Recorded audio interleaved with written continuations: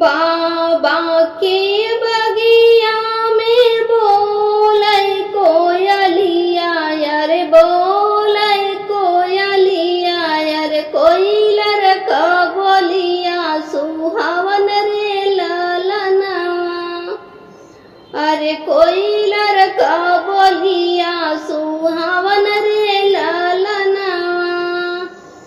होत बीनु सर कोयलर मांगै बिदैया यार, होत बीनु सर कोयलर मांगै बिदैया।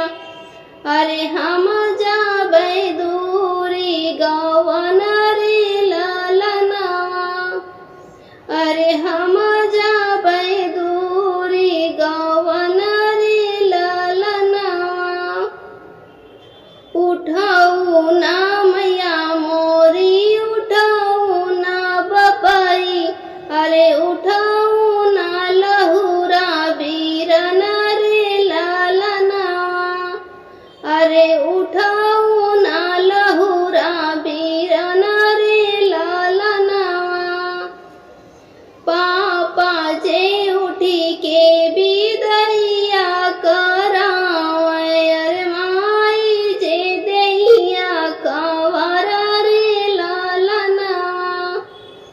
पापा जे उठी के बिदैया करावै, अरे माई जे दैया कवर रे ललनवा।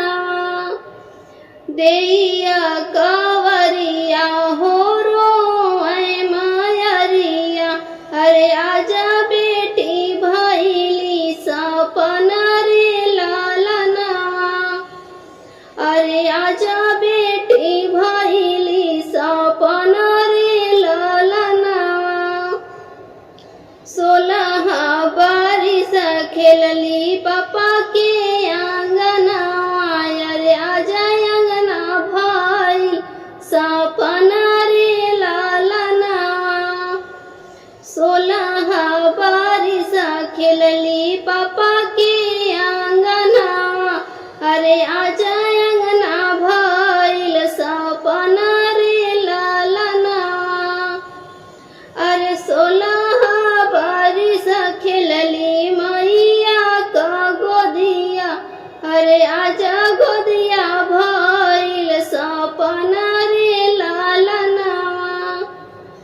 अरे 16 बरिस खेलली मैया का गोदिया, अरे आजा गोदिया भइल सपन रे ललनवा। प्लीज़ दीदी लोग मेरा गाना अगर पसंद आए तो सब्सक्राइब करें और कमेंट करके बताएं मेरा विवाह गीत कैसा लगा।